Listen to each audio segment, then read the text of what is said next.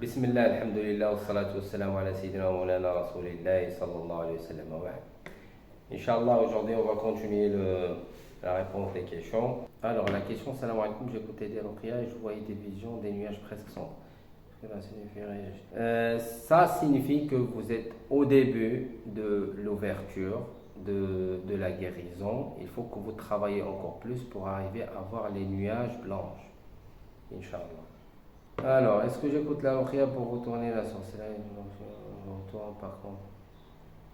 Alors, je vous dis, écoutez le ruqya avec l'intention de la guérison, d'avoir une protection, que Allah vous facilite la vie, d'avoir des ouvertures, des choses comme ça. Mais il ne faut pas écouter les ruqya ou faire des invocations, des doigts avec l'intention de combattre les sorcières, etc.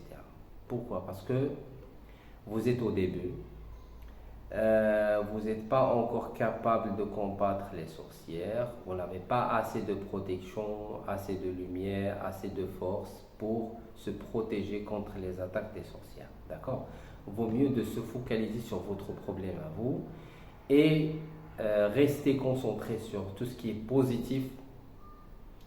Oubliez tout ce qui est détruire, brûler les djinns, combattre les sorcières, etc. Pourquoi? Parce que ça vous permet de s'orienter vers une source ténébreuse et c'est ce qui va compliquer la chose pour vous. Laissez les problèmes, les combats, les conflits avec les djinns, les sorcières.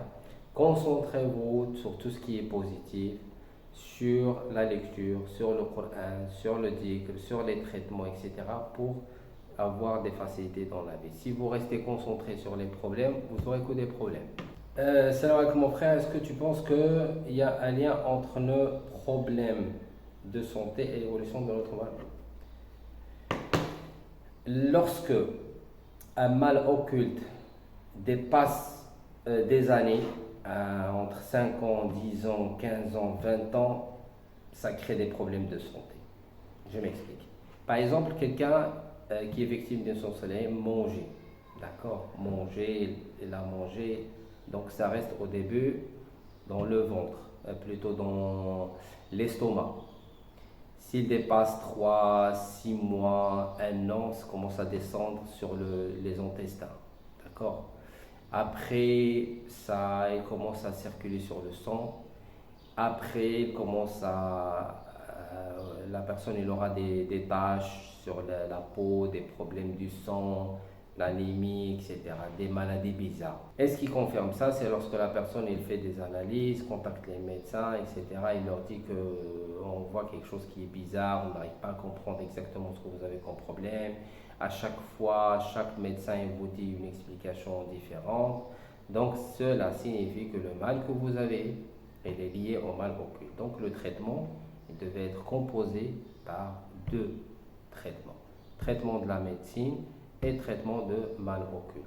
Ça veut dire qu'il faut prendre en même temps les médicaments et ce que les médecins vous donnent et aussi prendre en parallèle le traitement de mal occulte.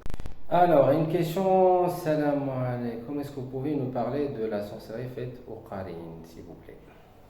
Alors, donc le sujet du qarin, je vais essayer de résumer les choses.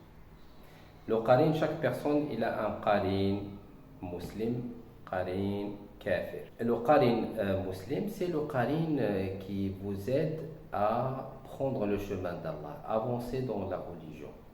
Et le moment où il vous voit que vous êtes en train de voir quelque chose qui ne va pas, penser au péché, etc., c'est celui qui parle avec vous, qui vous dit voilà, il ne faut pas faire ça, ce sont des péchés, ça vous éloigne d'Allah, ceci, cela. Et ça, vous le sentez sous forme des paroles, c'est comme quelqu'un qui parle dans votre tête. Comme le waswas satanique. Le waswas satanique, c'est un djinn shaitan qui parle avec vous et qui vous pousse à faire des péchés, à s'éloigner d'Allah, pour ne pas faire la prière à l'heure, pour ne pas avancer dans le traitement, etc. Ça, c'est le waswas, le qarin du shaitan. D'accord? Chacun, il a qarin muslim, qarin kafir. Alors, si vous faites beaucoup les actes d'adoration, la prière, le dhikr, etc., ça renforce le qarin musulman et ça affaiblit le qarin kafir. D'accord? Ça, c'est une règle. Et plus que vous avancez dans la religion et vous faites beaucoup de prières et des actes d'adoration, et plus que vous éloignez des péchés, plus que ça affaiblit le qarin shaitan et ça renforce le qarin musulman. Cela signifie que plus que vous faites des actes d'adoration, ça renforce le qarin musulman. Comme ça, vous aurez plus de facilité dans la vie, plus de protection et se rapprocher plus d'Allah. Les actes d'adoration vont devenir plus faciles et les péchés vont devenir plus difficiles, d'accord, pour vous. Et ça va automatiquement affaiblir le qarin kafir.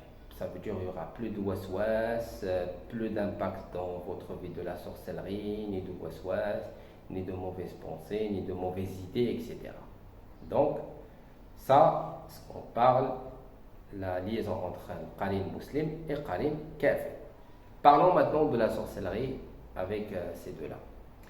La sorcellerie, donc ce que je viens de vous expliquer, ça c'est la règle, d'accord, la règle en général. La sorcellerie, qu'est-ce qu'ils font? Donc comme je vous ai dit, les sorcières, les djinns, etc., ils savent très bien comment cela fonctionne. Qu'est-ce qu'ils font? Ils font une sorcellerie pour ménoter et affaiblir ton qarin musulman. D'accord? Ils font des sorcelleries, ils envoient des djinns, des shayatines, des ennemis, etc. pour ménoter, pour affaiblir ton qarin musulman. Parce qu'ils savent que c'est ton point fort. C'est ton point fort. C'est celui qui te protège pendant la nuit. Toi, tu récites Ayatul Kursi 7 fois, où lui, il reste avec vous, il protège la maison, les enfants, etc. Ça, c'est le qarin musulman. Ils savent très bien que c'est ton point fort. Ils vont travailler pour l'affaiblir, pour le ménoter, pour l'enchaîner, etc.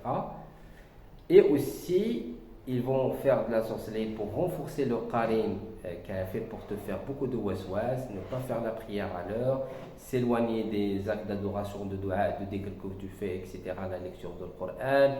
Et il te dit par exemple, il te fait des ouvertures, quelque chose d'avoir de l'argent, des business, etc., pour rentrer dans la dunya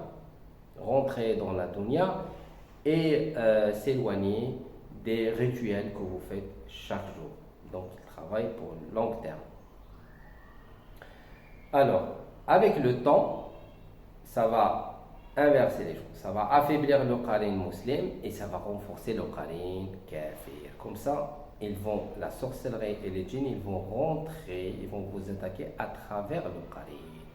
C'est ce qu'on appelle la sorcellerie de qarin. C'est comme ça que ça se passe.